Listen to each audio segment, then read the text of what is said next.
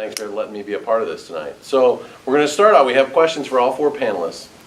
And let's start out with this question. From your vantage point, what are the major changes you have seen in this community in the past 5 or perhaps more years? Maybe for Mayor Hokumer, it might be the entire time that you've served as mayor. What are the major changes you've seen in the community the past 5 or more years, and what will we look like perhaps in another 5 years? Mayor, let's start with you. Sure. First of all, thank you for all being here this evening. It's a pleasure to be here. So, my family and I moved to Verona in 1993, and at that point we were about 5,400 people. We're a little over 13,000 today. So I see that trend continue because we're very fortunate. This is a very, very desirable place to live. Certainly because it's desirable, we see that land costs, the cost of lots, buying a lot, building a house is expensive, but we are a very desirable place to live. We moved here, I was mentioning that we moved here because we asked our friends that were teachers in Manitowoc, where are the best schools? When we came down, because that was important. We had 3 kids in school, and we kept hearing Verona and Waunakee, and we're very fortunate that we were able to move to Verona and stay here. So I cannot stress the importance of making sure that we have quality schools. I know I speak several times. I've been in Madison, and Mayor Soglin would thank me for mentioning how important it is that the Madison schools stay strong, because that's the first place when you see failure that people start moving away and moving out. So we have to make sure that we always support our schools every single day. Also, we were starting to grow residentially, but we didn't have a lot of commercial and retail growth. And when we looked at our tax base, we said it's important for the residents and the taxpayers of the city that we diversify in the type of our tax base. So there was really an effort to see more commercial, industrial, and retail. We didn't know at the time that we were going to land Epic. And I mean, I can't tell you how fortunate we are, not only as a city, but as a region and as a county, that we have Epic here. And that will continue to be a great partnership for years and years to come. We're going to see other businesses expand. You know, one of them that's expanding right now is the coating place. A number of other businesses. We have corporate headquarters in Verona that a lot of people don't even know about. So we will continue to see expansion there. We'll continue to see new growth. I am personally really excited about the redevelopment on West Verona Avenue. That is one of the 4 major gateways to the city. So I think that development, redevelopment, is going to bring a lot of good things to Verona as well.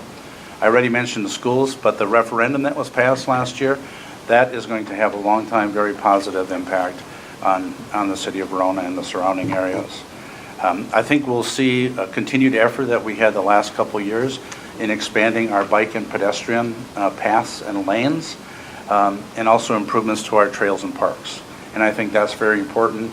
Not only for the millennials and others that are looking for those types of activities in the communities, but the elderly as well, that we keep the elderly active. So I think you'll see that continue. John, thank you. Jennifer. So I started my career here in Verona actually over 20 years ago as a preschool teacher, and as I've gone from preschool teacher to kindergarten teacher, and now I'm the early learning coordinator for the district, it's been amazing to see how things have changed over time. And so the one thing from my viewpoint that I've seen change over time is just, like you said, the growth has just been rapid. And so our schools have changed. In our schools, we've seen bilingual programs and going into two-way immersion programs. We've seen more charter schools joining us since I've been here, and we also saw the birth of pre-K, which is my baby, I call it. And and that was really out of the fact that we had playgroups and different things going on in our communities, and noticed that more and more children weren't having that preschool experience prior to coming into kindergarten.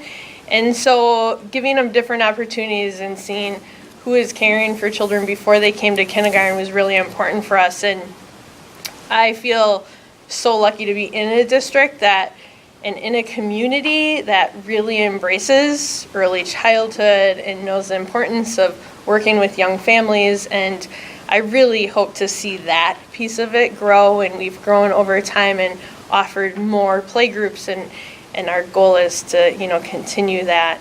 But we've seen other things in our schools as well, and the diversity has changed in Verona itself over time, and it's a celebration, but because of the growth, the other thing we really have seen is our childcare is fill, and our in-home care facilities have filled, our childcare, our bigger centers have filled. We have waiting lists over a year long in many of them, and like to get infant care or toddler care right now is almost impossible right now. And so really because of that, seeing the growth of more businesses coming in has really helped families, and so we just really hope to continue to see those things happen in our community to help our young families. Kathy? I started my career in 1993 and sold John a house. Yeah. So I moved here in 1990, we built a house, and what drove me here too as well was the school district. And what I learned over the years as being an ambassador for Verona is that everyone was looking at all the different exterior schools, Oregon, DeForest, Wanakee, Verona. And so as an agent, they were all checking all of these out. And then, I did that. I was there. I did it to move here. And so in 1990, I moved here, raised a family, 3 boys, all grown. And it's still very much in the Verona community, especially one of them, because he married a young lady that is one of the wise girls, and they're just busy having fun. But everything that these two said is very directly related to what I do. The growth in Verona and the housing it explodes and then it sits, and then it explodes and then it sits, and that's okay. You almost have to regroup, but right now we're in the lowest inventory we've been since 1993 when I started. I've never seen this low inventory. There's like only 15 houses in the city of Verona for sale right now. We have that can be a problem because people want to be here. So we're just doing our best to try to deal with that problem. But been involved with the schools, and for a long time there was a lot of people were talking about the special needs program that we had that was exemplary, and then they would call me and say, I need to move here, and so I'd move them here, and then I'd get hollered at by somebody because you're moving everybody here, and I go, no, you're out there talking and telling everybody how wonderful Verona is, and it is. It's a wonderful community, and you cannot help but say that, and so then, so. What do I see happening? I still think the growth is going to occur.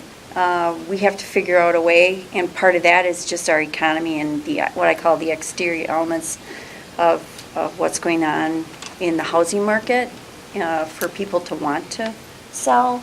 I see a lot. I'm seeing a rotation of older people wanting to stay in their homes and still, because it's Verona, hometown USA, they want to stay here. And so the building of other, maybe even apartments and condos and things to house them to stay here that I don't want to use the word affordable, but Nothing wrong with affordable. well, I know, but it's just a broad word. I want them to be able to stay here and still have a living and, be able to use what Verona has. But I see a lot of kids moving in and younger people, especially with the Epic generation. And I just want to see them be more involved in our community, and I want to see them be more we talked about volunteering. So I'm trying to do my part when I'm out there with them. Get involved in your community. If you're going to move here, get involved. So that's really how I feel. Marcia, go ahead. Okay. I'm the skunk at the picnic. Yeah. Things are wonderful in Verona. Things are expensive in Verona. And what that means is a lot of people, especially seniors, cannot sell their investment.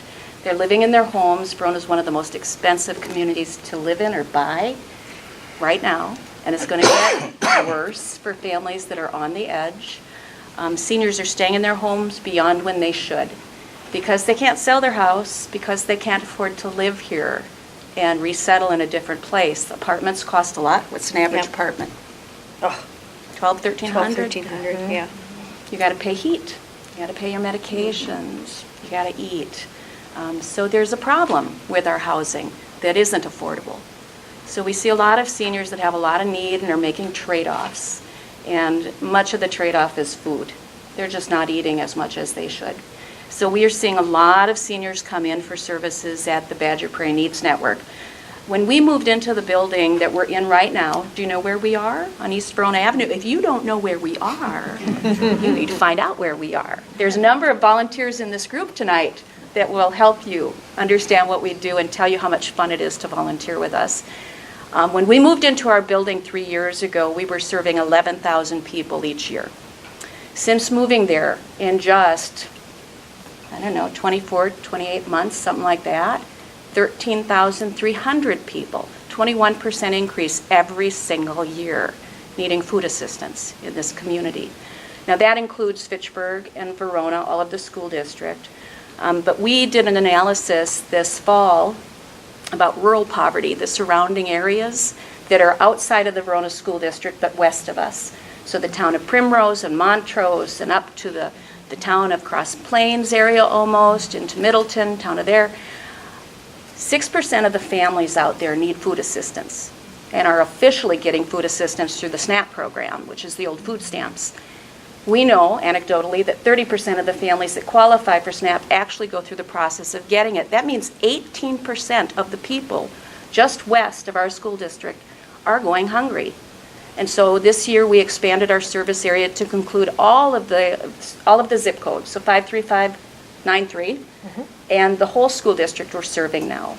Today we serve 3,700 families annually. That we expect to increase to 4,300 families annually. We serve 5,500 children who would otherwise go to school hungry. We know that in some of our schools, 48% of the kids are getting free and reduced lunch. There's incredible need in this community and in this school district. And we don't see it getting better, I tell you. What we do see, and I know that's the next question, is that people like you are willing to step up and help. So we have 400 volunteers that are very regular with us. The interesting thing about your Badger Prairie Needs Network is that we're all volunteers, nobody's paid. And we're very unique in this county. We are one of the busiest food pantries in the county. We actually address 18% of all hunger in this county through our food pantry. And 400 volunteers step up every week and help make that happen. And we need your help. Kathy was saying we need more volunteers. And I see forums like this as helping us recruit people that are passionate about helping their neighbors. So. Thank you very much. The next question was, in your role, what are the most difficult issues you currently face? And Marcia, you kind of touched on it. I mean, you kind of answered that question. It's affordability, right? Affordability. It's an expensive place to live. If you guys want to each chime in on that, and what are the biggest challenges that we face here in Verona and the surrounding community? We can work our way back if you want to. I mean, you kind of answered it. I'm on a roll. One more. Go ahead. Jobs. I'll tell you what, we have people that are working 2 and 3 jobs just to make ends meet. In Dane County, it costs $35,000 for a family of 2 to make ends meet. We've done the math on a minimum wage job, and you need 2.5 of those to make ends meet. Then you've got childcare. You've got buying the kid a new pair of jeans, new shoes. They can't go out for sports because it's expensive, right? They may not be able to take driver's ed because that costs money now too. Well, how do you get a car and how do you pay for insurance? How do you do all those things? Virtually impossible on a minimum wage job. Epic is a gift to this community for sure. And other good employers are also a gift. But I'll tell you what, I'm going to get on my bandwagon. We've got to raise minimum wage in this county and in this state. You can't make ends meet on $7.75 an hour. You need $15 an hour with benefits to make ends meet. And there's a program at United Way called Pathways Out of Poverty, and there are large employers like UW Health that are guaranteeing $15 minimum wage and benefits, dental, eye, and health. And they've guaranteed through United Way that they will hire 250 people in the next 2 years. And we have one of our people just got hired because we're starting down the road of jobs. So there's hope. So, all right, I'll shut up. Oh, good stuff. Data. Good stuff for us to hear, you know. In my role as a Realtor, what are the most difficult issues you're currently facing? It is expensive to live here. It's very desirable to live here. And the inventory is at an incredibly low, which is, that's my challenge, is when I get that call and, you know, we can only afford this much, what's available. I'll just share an example. A house comes up for sale and they have 40 people look at it and they get 10 offers and they sell it for $30,000 more than what it was. So it's a good time to be a seller, but there's not enough sellers. And there's a lot of buyers because the desirability is still there. And the affordability is in that 250 or below or 3 below. And yes, we have a lot of other areas that are higher, but that seems to be where most of the buyers want to buy. So, yeah, that's the challenge. Jennifer? So our challenges are really, so because it does cost money, right? That's part of the reason that we really saw a shift on children getting preschool experience prior to, because you have to save money somewhere. And so we see many grandparents playing a different role in our community right now. And some great-grandparents actually are primary caregivers right now. And it's beautiful, except we've also had situations where that's where our playgroups become very valuable, because it gives a place for them to go and find, see other grandparents. I would say a quarter of our families that attend our playgroups are grandparents bringing in their grandchildren, and so it's a beautiful dynamics, but at the same time it has its challenges. And a lot of the other trend that we see is that people are moving into the area, but they don't have family around them, they don't have friends, they're moving in and they don't have a network to support them.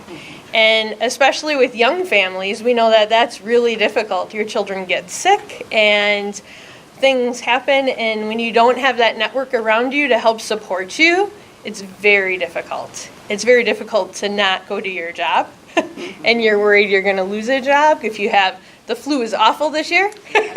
And it took a toll on our families. And some of them, we had children out for 13 plus days sick. And how do you take off work like that when you don't have a network system around you? And so as a district, and even in our pre-K world and early childhood, we've seen our trauma within families rising pretty steady. And so we're supporting that in our community right now, and it takes a village, right, to support families in need. And making sure that we really have access to all families. So those families that volunteer, we know you, right? We know you, we see you. It's making those relationships and connections with the families that we don't know. And that's something that we're really striving to do, but struggling to do it as well, because somebody moves into the neighborhood and they don't know anyone. And if they're not outgoing and going, how do we get to know them? And long ago, right, we used to have, you get a basket at your door when you have a baby because it gave you, your information was in the newspaper. That doesn't happen anymore. And so we don't know where the babies are born in the community. And so really figuring out other ways to help support young families, to support families in crisis, to make sure that families have access, and figuring out how do we help that process happen. Biggest challenges. Biggest challenges, and you have to remember that the majority of my time is spent on municipal work, so you'll probably hear me talk a lot about some of the challenges that we have as municipalities. One of them, and I would encourage you, every time you talk to an elected official at the state and at the federal level, tell them that the best decisions are made at the local level, not in the state capitol, not in Washington DC. So we're seeing the erosion of local control. There's also limits on the amount of money that we can spend or debt that we can have. So even though we are a very wealthy community overall, we still have limits on what we can spend and what we can borrow. And sometimes people don't understand that. There's things that we would like to do and do more, but that is a challenge. Another challenge, and this is one that's EPIC related, is that people don't understand that the additional revenues or the new revenues that came from EPIC were already built into our budgets for the school district, for the city, for the county. That was planned long in advance of the TIF closing. So one of the challenges we have is that everybody thinks we have an unlimited amount of money. We hear that from every developer. We hear that from every property owner. We hear it from a lot of people that are coming to ask money for us. Well, you've got all that EPIC money.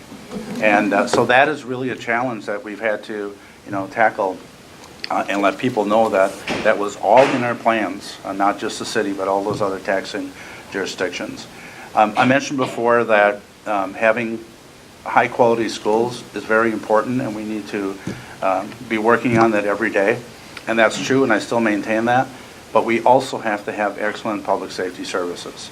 You can have the best school districts, you can do the best job of plowing your streets, you can do the best job of everything else.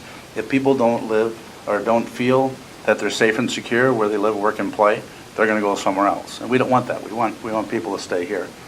Housing is very expensive and hard to find, especially in the Verona area. And a variety of housing options are necessary. It's not just the single-family homes. We do need a variety. Now, having said that housing is expensive here, when it comes to the taxes, we are actually the second lowest city in Dane County when we look at school district-wide and what our taxes are. So we're doing the best job that we possibly can to provide great services, but yet trying to make it affordable. When we talk about seniors and baby boomers, we talk a lot about the millennials and the youngers, but we need to talk about the seniors and the baby boomers because that population in the next 15 years is going to double. Kathy mentioned that a lot more of the seniors are staying in their own homes as long as they possibly can. That's a trend that we're seeing statewide. So we have to make sure that we're working every day, not only because they want to remain in their homes, but in a lot of cases it's a lot less expensive for them as a family and also for us as a taxpayer if we have to support them in other venues. Employment. Many of the restaurants and businesses are struggling. They just can't find employees. I was up in Menominee today, and we were meeting with economic development people, and one of the individuals there said in Spooner, Wisconsin, they were offering $35 an hour for contractors to build houses, and they can't get anybody to take the jobs. It's really difficult to find. Another thing on the housing that we're seeing is because of the shortage of some of the lumber, and especially with steel, with the tariffs currently on, are driving the cost of the homes way up. And I see that continuing for a while. I don't think that's a good idea. But the price of building a home and buying lots is extremely important. We also, and I think we're very fortunate in this area, not only because of EPIC and the UW and the other colleges that are here, but we need to consider diversity and we need to think globally. And when I walk through the EPIC campus and I see the people that are there and the talent that are there, we should be working with them to draw some of that talent from them and get ideas from countries that they come from. I think that's something that we're not doing enough as a community. A major concern, again, we're quite a wealthy community, but there is the failure by many to acknowledge the fact that we experience issues in our city with drug, alcohol, mental health, and homelessness.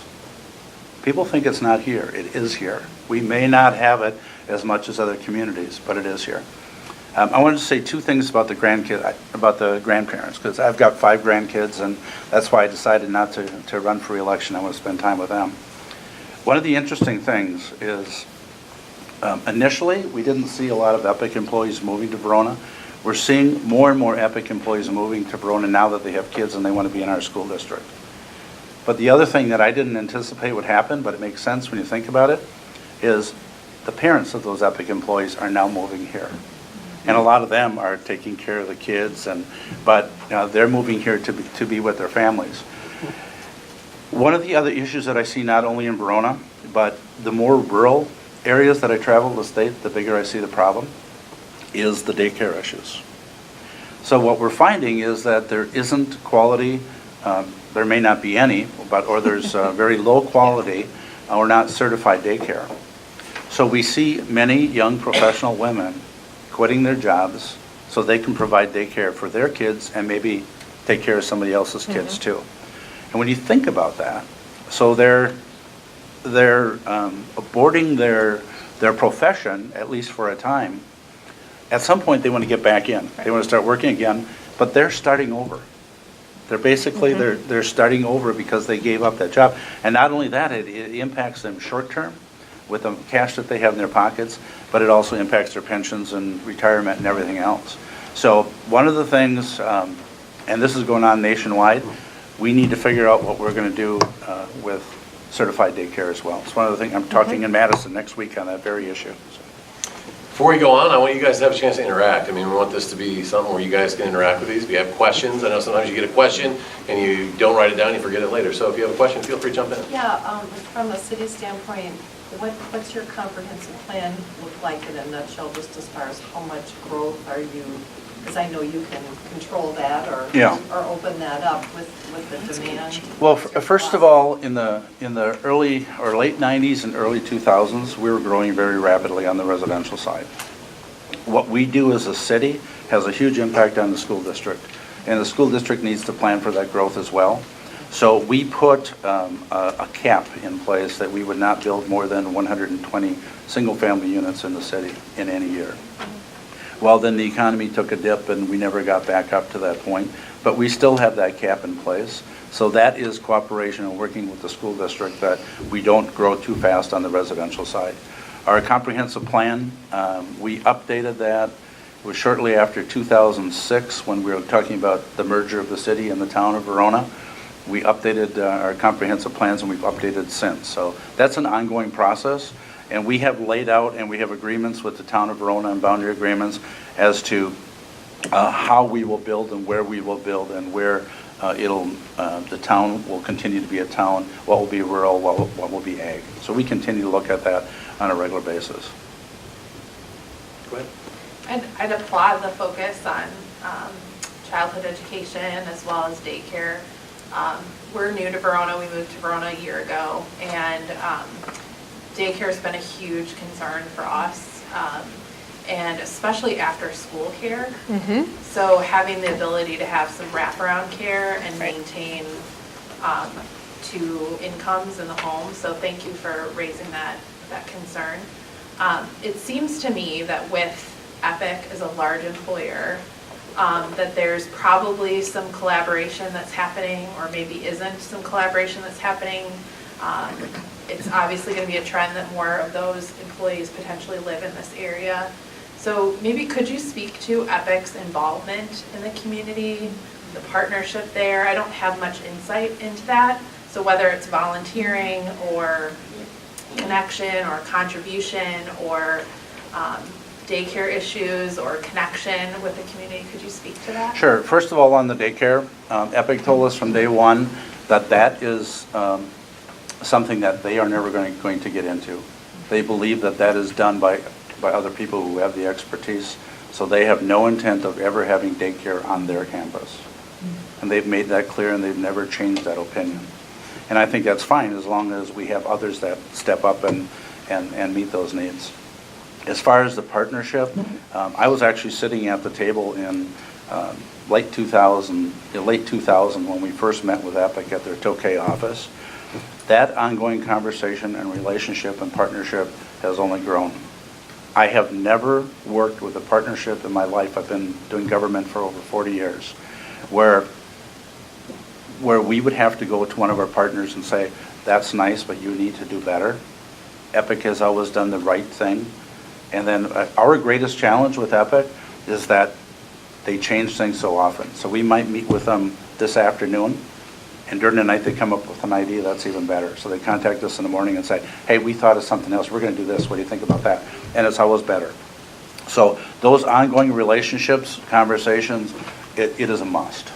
As far as what EPIC does for the community, over and above the taxes, we paid, when you think about this, and I have friends that tell me if they would have had a vote to have EPIC come to the community to begin with, in the first place, and incentives that we provided with the first phase, even though they see what has happened since that, they would be difficult for them to vote that.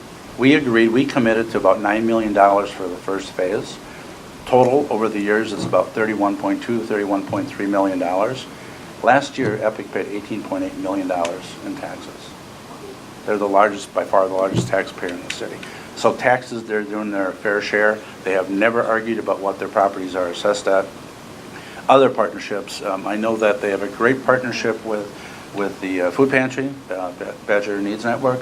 They have a great relationship with the senior centers where some of their employees come over and help with the meals. They have a great partnership with the school district, with the graduation ceremonies are there. A lot of people don't know this, but when the first building was being built at EPIC, and I'll quit with this example, Eric, when the first building was being built at EPIC, Judy, the owner of EPIC, came in and said, I don't like that brick. And they said, but you picked it out. She didn't like the brick on the building. She didn't like the brick on the building. Yeah. In Glacier Edge Elementary School. Yeah, Yeah, it's Glacier Edge. and didn't like the brick. And it would have cost so much in restocking fees to take the semi-loads of brick back that she just on the spot made the moment give the school district half the brick and give the city half the brick to build the library. One of the fire trucks was another donation, $300 and some thousand from EPIC that they just did. I can't say enough about EPIC. They have been just a fantastic partner. That's why Glacier Edge matches the library. That's Right. Next question? Go ahead. Yeah, you mentioned the wraparound care and the child care is in need, and I know a lot of us were at last night's forum in Madison, and they mentioned a pretty desperate need for good child care there too. And she had mentioned, the school principal had mentioned that their 4K program has a hard time reaching the people that need it most because it's only a half-day program. Right. And you have to be able to pick up or drop off kids in the middle of the day. That's correct. I was wondering if you run into the same. So we thing, or is it do. different? So we do. We run into it in Verona here. We have areas where we do, just like you said, we have low-income areas. We have areas where both family members are working, and that part-time, if they can't afford wraparound care, becomes very, very difficult. The other thing that happens is almost all of our childcare is open at 6:30, 6:45. They accommodate the typical business schedule. We have many families that have to start work before 6. And so where do they go? And that's something that we've really had to look at. We know that we are not reaching all of the students that we could because of the half-day offering. And again, where they are. So those children, when they're not with us, we do survey all of that information and ask them where they are. And many times they're on the east side of Madison, or they're with an aunt, they're with a grandparent, they're with a family member, they're with a family, someone in the family or a friend that they know. And many of our families are struggling, really struggling. But we have wraparound service, but it costs money. It costs money to live here. It costs money to have a business here.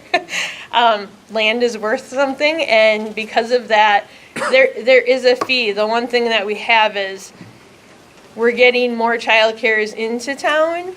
Our childcare is, when I was talking to our sites today, one thing they said is, since pre-K has started, the collaboration, the amount of training we offer, it doesn't matter if a site doesn't participate with us. We train all teachers are always welcome to all of our trainings. We really focus on infants all the way through pre-K when we do our trainings. In our community right now, we literally have almost 300 teachers in birth through age 5 that are trained in the pyramid model, which is a social emotional framework, and it's a 24-hour training. And it's just, we're the first district in the state, actually, to have that many people trained, to have that many people going through it at the same time. And it's really strengthened our programs, and we continue to work with all of our programs, but in that process, we have found out that it takes at least 2 years for a site to join, because our teachers have over 75 hours of extra training, besides for what you would see at a typical site. I get to see a lot of kids and young kids, and I'm very fortunate that I have the opportunity to do that. And I want to make sure that we're careful that we don't just think about child care.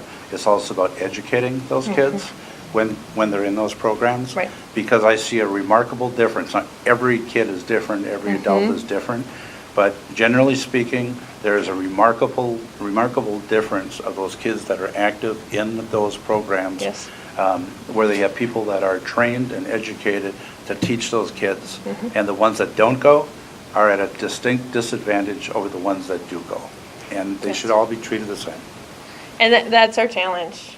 I mean, I would say, if you see a child that's gone, and I would say we have sensational in-home childcare in this community as well. I mean, excellent providers. We have excellent programs within our area for preschool and wraparound care. It's hard to get into them. There's not many of them, and they're building right now, and we're going to expand that. Many of our current existing ones are thinking about adding, right, and they're looking to run space to provide for families. But when we're going through that process, being able to collaborate is key. And it used to be everybody was against the other person because you were fighting for business. There's no reason to fight for business here. And so what we find is, because they don't fight for business, we're a collaborative group.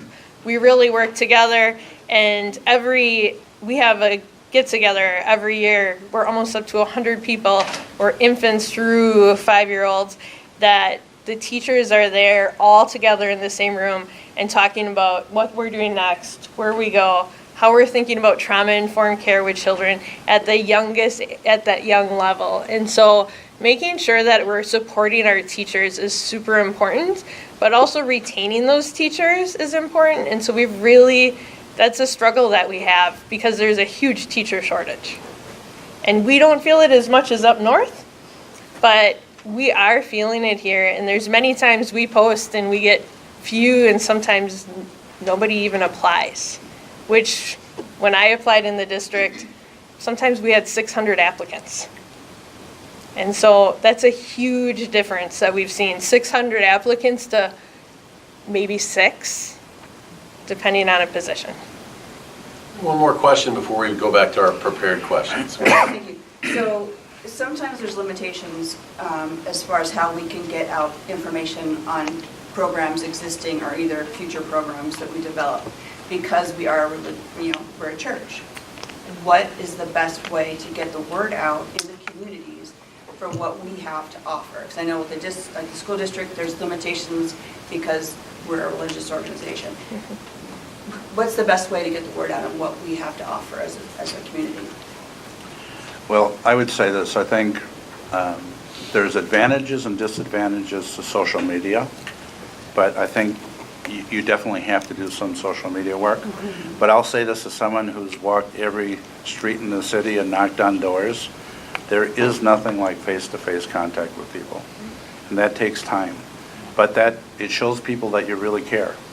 So when I got to the point, I'll give you an example. When I got to the point in my life where we decided we want to have some expert advice on retirement and financial, I remember the guy who walked up to my house when I was shoveling snow and said, "Hey, I'm new in town, and here's what I do," and blah, blah, blah. And people remember that. So there is nothing like meeting people face-to-face and talking to them. But I think that takes time. Again, I believe it shows that you really care and you're passionate.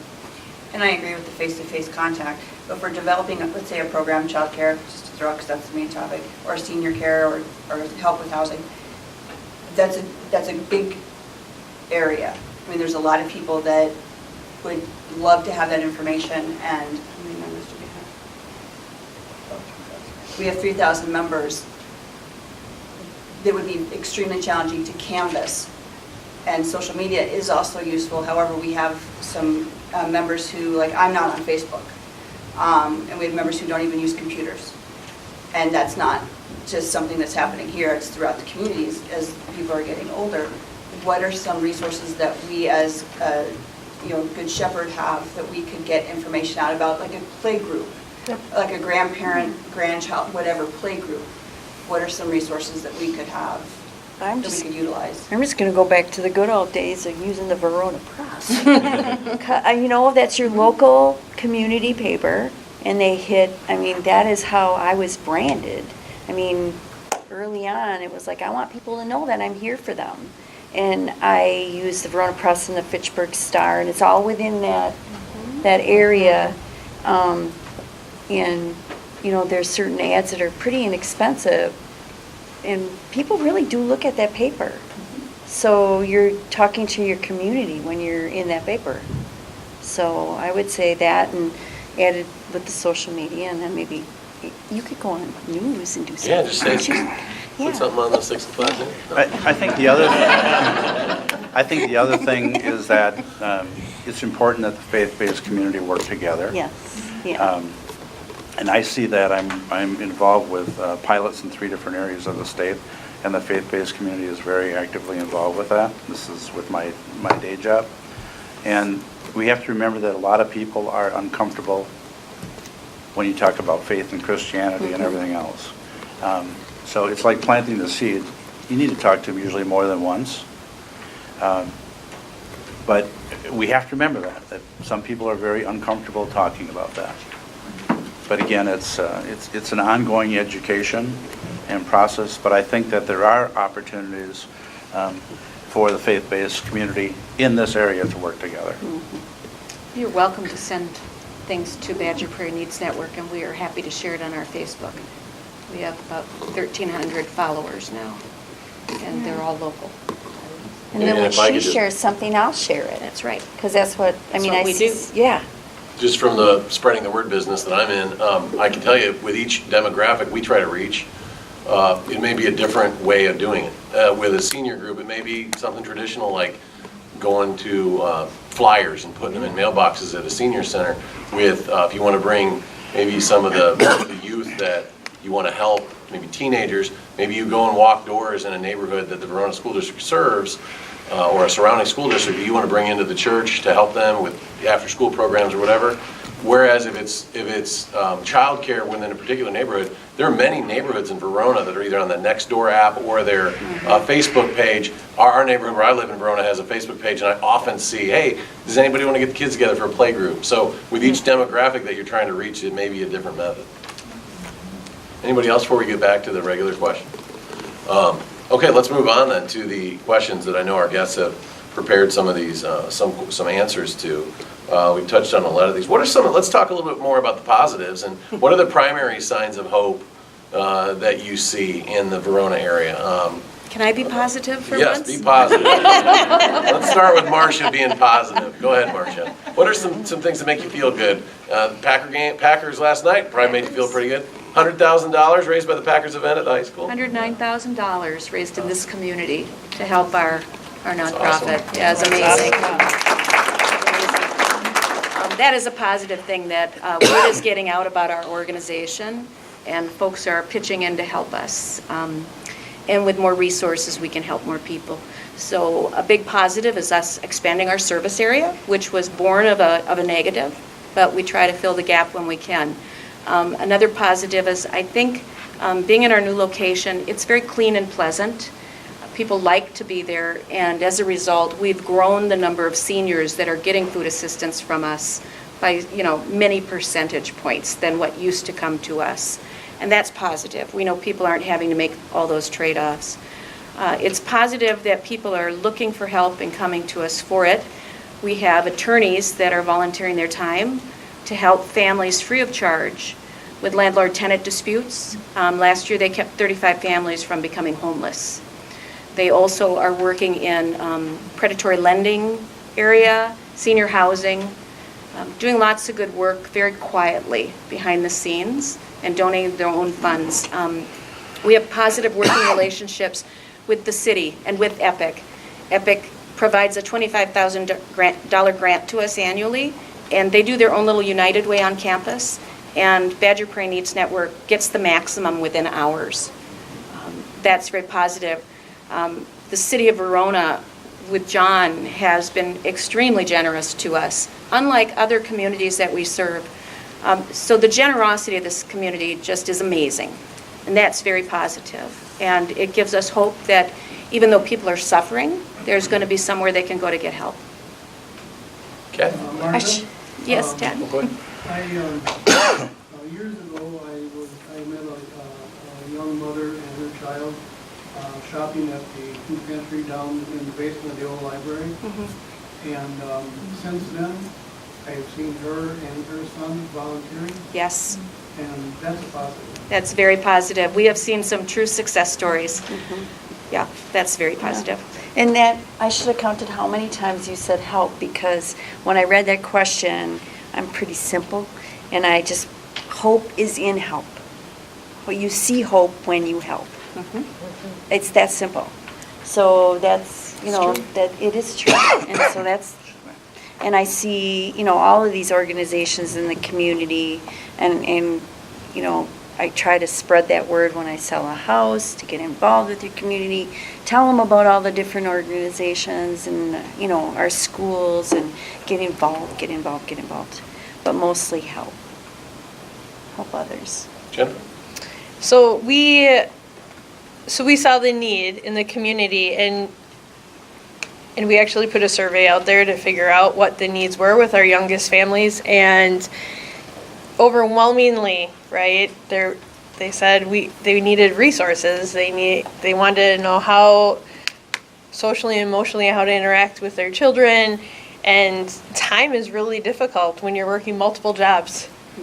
And so reaching families that are working 3 jobs or 4 jobs and is just really, really difficult. And so we actually, as of this year, and the logo's still getting done, but we're starting the Verona area first 5 years, and so its birth has taken place because we really want to make sure that there's resources out there for families. And so people were really confused about why I was in an infant classroom or why I was in a toddler classroom when they picked up their child at childcare, and we said, well, it shouldn't be confusing, right? Why I'm sitting on the floor and playing. And so we said we just need to brand it so people know that we're here as a resource. And so our goal is to work with everyone and sit and try to bridge that. So we're bringing resources together instead of saying, well, you should call them or you should call them, but having one place where families can go and say, that's where I can find this information. And we haven't, for our youngest families, had that in our community up to this point. And so, for example, we do have the play group on our website right now for this church. And so it's not that we're promoting, right, the religion aspect of it, but it's a play group where families can meet other families. And so we really want to put those resources in one place for families, and we're hoping to get representation and volunteers to sit on committees to really figure out what those needs are as we survey families. And our second annual Verona Area Kids Expo was just this past year, and that came out of surveys from families. And we started with 200, and we increased our numbers to over 600 this year. And so we see that growing, and those are all the organizations that service young children, karate and music lessons and Spanish lessons and camps, and having that all in one place for just the Verona families and the Fitchburg families to see what we have to offer right here in our community. And so as I see us growing in the future, I see us working together collaboratively to really reach out to our community and build relationships so that we're really servicing the needs of all those different age groups within our community. John, go ahead. Yeah, I think first and foremost is that we live in a community that really cares about our future. People really do care. And I see decision makers, and when I say decision makers, it's not only on the public sector side, it's also on the private side, that they're reaching out to their stakeholders and they're asking them about how do you think we're doing in delivering services, and what would you like to see in the future? So I see a lot of good decision-making taking place. I say it over and over that we are just blessed with the talent that we have in this community. The people that have served on our city committees and on school board and committees there, it is just unbelievable, the amount of talent that we have. We have EPIC, which provides more talent. We have the university system that can help us out, and we should ask them if we need help, because there's a lot of resources. I think just the fact that the overwhelming support of the referendum on the school last year, that shows that people are willing to spend money for things that they think are important to them, as long as we're being responsible in how we're moving forward. I mentioned that, for example, on Saturday we're having open house for the fire and EMS station. That facility was about $10.7 million. And when we had our first public information meeting on that, we had 4 people show up, and 3 of them were family members of firefighters. So the public, they trust us, they respect the decisions that we make, they saw it as a need, and we were doing it responsibly, and there was really no pushback. And when it got to the council meeting, there was really no discussion there either, because all the discussion had been done up front before the council meeting. So again, I work more on the public sector side, but just I see the amount of resources that we have, the talent that's here, and the fact that people really care about the future is important. Next question is, which groups in particular are doing the most to address community needs? Did you folks have a group you wanted to single out for their effort in meeting the needs of the community? Let's start on this end again, work our way back, John. Well, I think certainly I think the public sector is doing a good job in what they're doing. We have close relationships with the Verona Area Chamber of Commerce, and we have quarterly meetings that the municipalities and the school district meet with them. Excellent relationship there. Marcia talked a little bit about the relationship with the Badger Prairie Needs Network. We have an excellent relationship with them. And when they just made the decision to move, if you see the facility that they have now compared to what they were getting free of charge from us before, oh my gosh, what a difference. So that relationship is extremely important. And then, just other ones such as the Verona, the VACT, the Community Theater Group, and those types of things. I come from a family I have 5 brothers and 1 adopted sister. We took in foster girls. For 17 years, my parents operated a home for juvenile delinquent boys. So we had another 9 boys that lived with us. And then later on, they had an assisted living facility. My point in all this is you have to keep people busy. If you keep people busy, they stay out of trouble. So, especially with the youth, it's one of the goals, if I had been here longer, is that we can do more to keep the youth busy. That's extremely important. Yes. As a school district and as in my position in particular, we work with Joining Forces for Families. We work with the library, collaboratively on a regular basis. We work with the churches and the preschools, and we work with Badger Needs. We just work with so many different organizations, and without all of those organizations, we wouldn't have the programming we have. We reach out and we work with apartment managers and different facilities to make sure that we're reaching different families, and you would think, well, why would that help you? But they know who those families are, and they know who's in the house, and they get information out. And the realtors, I just talked before we met about how important all those different entities are for us to be successful. And I think we need to continue that and continue those partnerships to make sure that we're meeting, as our community continues to grow and expand, to meet everybody's needs. And so I think the more partners we bring on and we work collaboratively together, and I think the goal of that is when we volunteer, sometimes we volunteer a lot. And so making sure that we're really being respectful to time and we're organizing things in a fashion that we're being productive with it. And I think that we don't want to do things more than once. We want to do it right, and we want to make sure that We're making sure that we're dividing up that work amongst the community, because when people get involved, they become part of it. And that's important, to be part of something. Kathy? Yeah, I don't know that I could single out any specific, exactly what you said. It takes a village. And I think there's one that I am extremely involved in from a personal level in Fitchburg was the Boys and Girls Club. And I see a lot of growth there in our school district, and you see a lot because we're there. And so, I think I just added them to the mix because there's an important demographic that they deal with, that you deal with, and that, we need to be aware of and try to help along. So, help. I agree. Yeah. This community works as a community. It truly is, it epitomizes a small town where everybody pitches in and we all get along, and that's good news. Nobody is jockeying for status or even, for money, right? No. We're all good. We're all good. All right, well, let's move on to, and then we'll get clipping along here, because I do want to save some time at the end for some questions.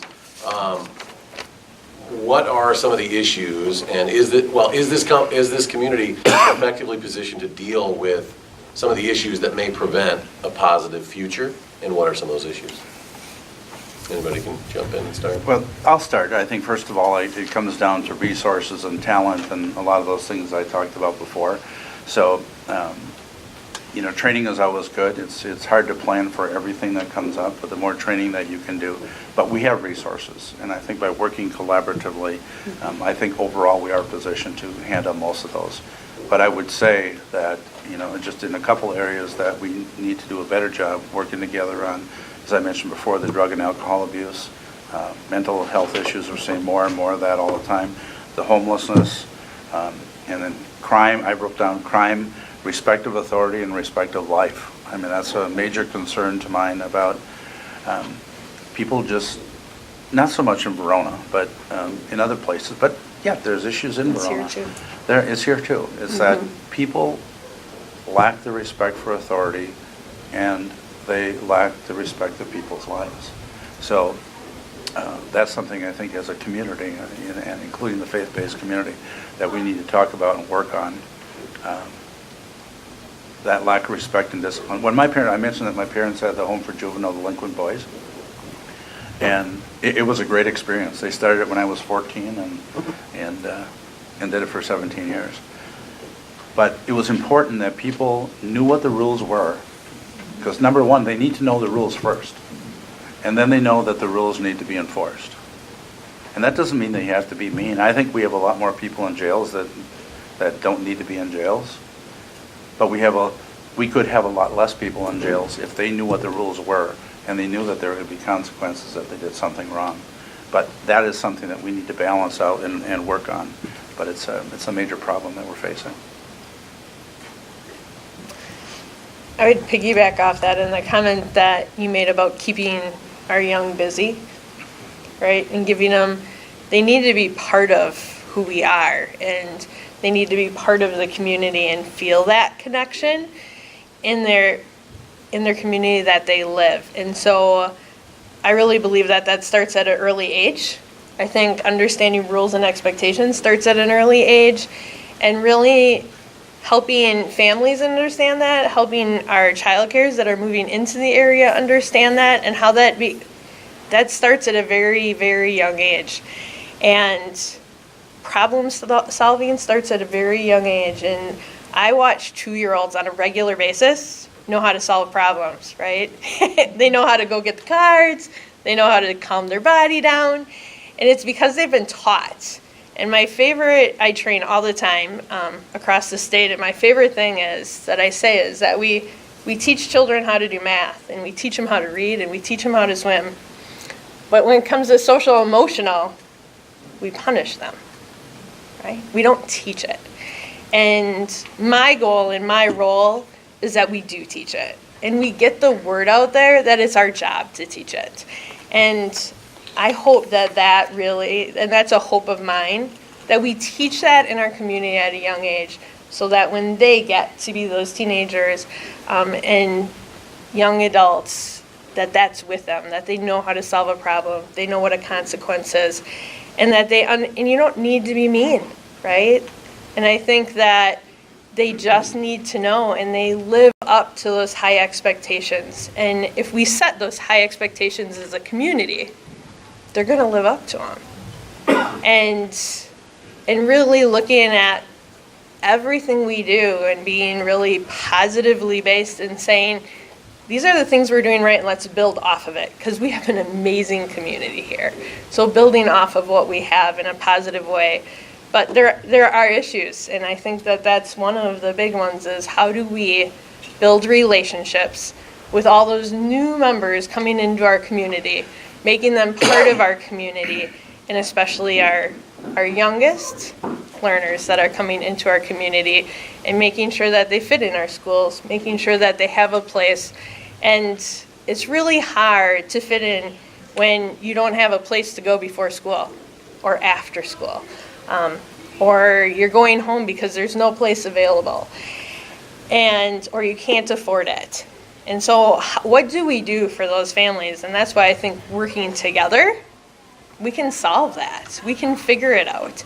But it takes more than one, right? It takes a community. And so my biggest thing is building relationships, supporting families, and really training and understanding the families within our community and what their needs are, and that we are trained in the public to really help address some of those needs so that we're dealing with it effectively. Just want to add anything else to that? Yeah, I have a concern that homelessness is going to grow out here. We have people across the road from us on Verona Avenue that are living in their truck. And we have 50 families right now that we're helping that are homeless. And we have teenagers that are being thrown out of their houses by their parents because they can't get along at school and they can't function socially. And they're living on the street and they're begging over by the Target. So I think homelessness is going to be an issue, and I don't think we're prepared for it. We don't have housing out here. We don't have temporary housing. This community could help with some of those issues. But when people are living in their vehicles, it's hard to stay being part of society. It's hard to keep your job. When you lose your job, then you tumble into all kinds of drug abuse and alcohol. And I don't think we're ready. And I think the big city problems are coming our way. And the higher cost of living in the city of Madison is driving people into the suburbs. And I think Fitchburg is a great example of a community that isn't ready to deal with a lot of the social ills that they have, and they're struggling. The fabric of Fitchburg society is actually in pretty deep turmoil. And we see it when we go over and see the city council. And so, sorry again. Just to tack on to what Marcia said, it's not just coming, it's here. It's here. I can tell you that it's here. But a lot of these people that are sleeping in their vehicles overnight, they're doing it in secluded areas if they can, because they're embarrassed. And they don't want people to know that they're homeless. So they're hiding if they can. So it's not just coming, it's here. And I agree it's going to get worse. I think last year in the schools, there were 300 children that were designated as homeless. Some of that is couch surfing, but some of it's on the street. Yeah, our numbers in the school district are up for homelessness this year. That leads us to the next kind of sequence, which is more, and I want to move it along quickly, it's more Good Shepherd based. And there were questions submitted that you guys probably don't have. But that last answer you gave, Marcia, really, you touched on this. The question submitted was, are there needs in the Verona area that you think we here at Good Shepherd could help? Our foundation is in a church. We started in a closet at Salem United Church of Christ. And we've grown into a 501c3 nonprofit that is technically not church associated, but the lifeblood of who we are is churches and faith communities. And you guys step up to do Thanksgiving meals and serve at our community, our meals on Saturdays. And without churches, Badger Prairie Needs Network would not exist. So you guys you're our lifeblood, and so we need you to come help, and we need you to do food drives and do diaper drives. Kim does Flags for Food with us. That is a program where you subscribe for an American flag for $50 a year, and it helps feed a family of 3 for 6 months. So there are fun things you can do in the community to get involved, and the need is there if you want to step up. Anybody else want to add on to that? I think we just said building relationships. And there are so many families that I speak to. I just spoke to 2 families today that bought homes that are moving into the area. Some from out of state, some are from just Madison, into Verona. But really purposely trying to build those relationships with families coming into the area. Because You connect them with it all connects. the resources. It is connects what you do. with Yeah. resources, it connects with other families. Right. Sometimes they're similar age, they might have the same age children, they may be elderly. I've seen so many success stories come out, and I think of myself. I remember walking in church and seeing an elderly gentleman that lived across the road from me that we then started carpooling to church. But sometimes they experience loss, and that loss, right, all of a sudden they're like, who do I connect with? And churches do an amazing job of making those connections and building relationships and growing that trust. And I really see that could be a tool and a resource that would really help. I think that, tonight you heard the word relationships a lot, and that's really what it's all about. If you want to get things done, you have to have relationships. You have to build relationships and maintain relationships. There are a couple things that I put in my notes here. Some take more efforts than other, but some of these may be some good ideas. Because people move around a lot more than what they used to. My grandparents used to live with us, and my brothers, we were all within 1 mile of the home farm, all that kind of stuff. People move around, so there is a tremendous need for dependent care for the elderly, especially, because there's not family around to do that. It's very fulfilling work, but it can be very time-consuming as well. So many seniors don't have anybody to assist them with their needs. Another one that's big is providing support for parents with special needs kids. And there's a lot of that in the community. Within 1 block away from here, there's 2 families with kids that have autism. And when I see how good they are to those kids, but it's very stressful. So I think that's an opportunity where we could possibly help some of these people out with their special needs kids. Something maybe as simple as, and I know Badger Prairie Needs Networks does this, is they have a meeting room available. Sometimes people are struggling to find meeting rooms. It's as simple as that, offering them that opportunity to meet and provide support for them. One that we haven't done much in this community, but I think that we could and could help out with some of the housing issues, is building a relationship with Habitat for Humanity, which do great programs. One of the churches that I go to, or the church that I go to, they actually, Habitat for Humanity built in one of the houses for this couple. The fact with employment, whether it's fast food or businesses, I think if you have opportunities to connect the kids and the adults with employers that are looking for help, I think that's a good idea. And again, I think working to develop program for the youth. The busier we can keep the youth, the stronger community we're going to be in general. Can I have something very specific that just is happening is we're talking about a backpack program on Fridays to send food home for children, little easy open packets and whatnot. And Kurt Billings is our new board president at St. James, and I know he would like to talk to more people in the faith community about potentially getting very involved in donating funds for us to go to Second Harvest for 18 cents a pound and buy food that young people can take home. Social workers would stick it in their locker before they go home on Friday, no stigma for the kids. And we're thinking about launching that potentially this fall. And then we're also planning a back-to-school backpack drive for July 21st at our facility, well before school starts, so families don't get into a panic just before. And then Boys and Girls Club will do a backpack distribution, but they run out. They do. Yeah, they So do. we're looking for support for that program as well. Yeah, let us know at Channel 32, send us a release and we'll cover it and Wonderful. raise awareness. Now, we're up against it kind of time-wise. I want to make sure everybody gets a chance to get engaged here. If you have a question, go ahead for the panel, because I know it's getting late. It's about 8 o'clock on a work night. Anybody have any questions or comments for the panel? No? Oh, go I have ahead. a couple of comments that I see as opportunities for education.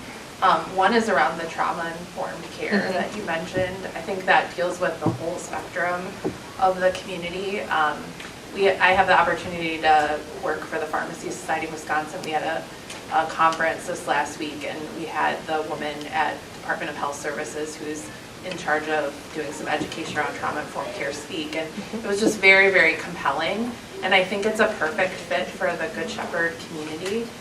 So I don't know if anybody's taking notes from this, but I could see that as like an outcome from this. And then the other, I don't know if Verona's looked into becoming a dementia-friendly community. We or are. already are. We are. Okay.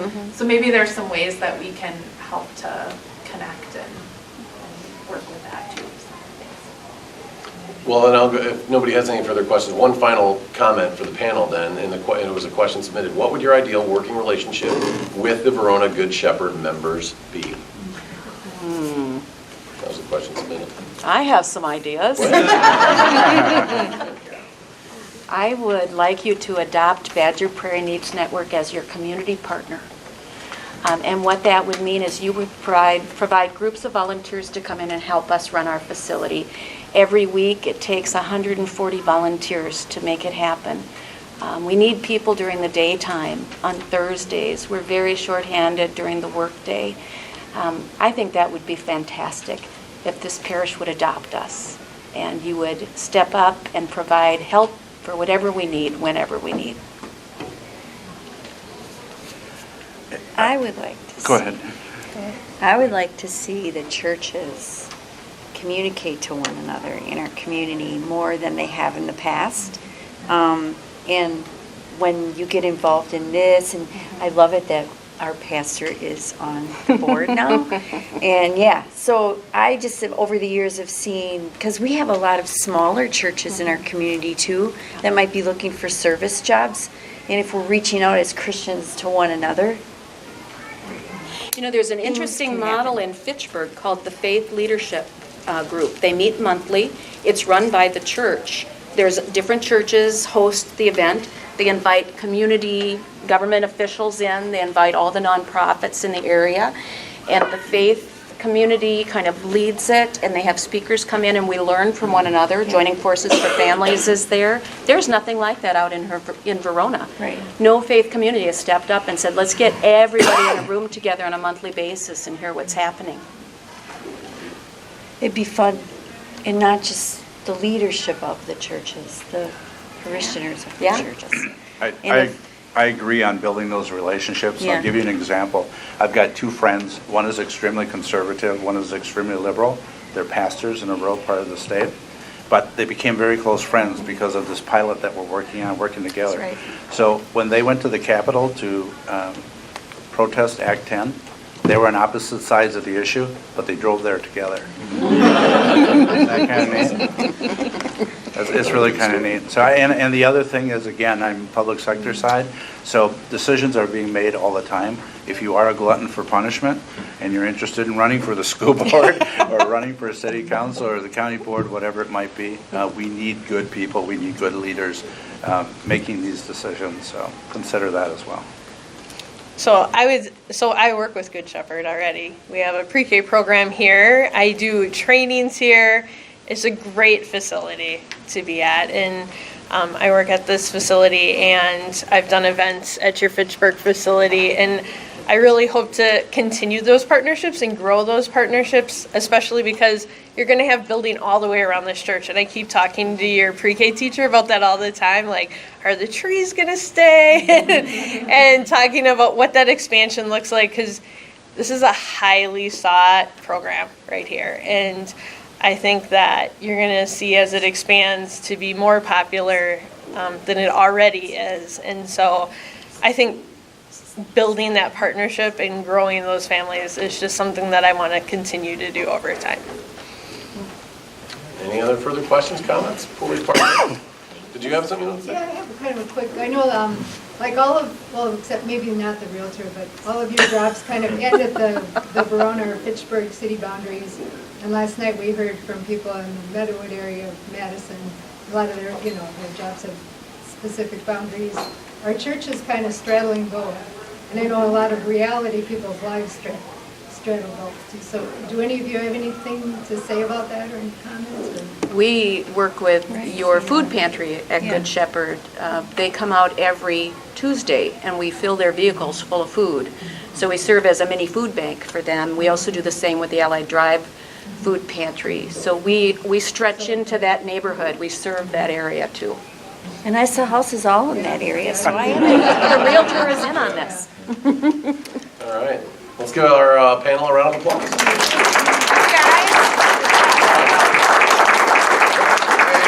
And from Good Shepherd's perspective, I'd like to thank all of you guys for coming out here. You guys really do sort of bring a different perspective from something outside the walls that sometimes we don't always see from looking in. And it's good to get that sort of breath of fresh air coming in and maybe give us some ideas on where we can go in the future. So thank you again. Thank you. Thank you.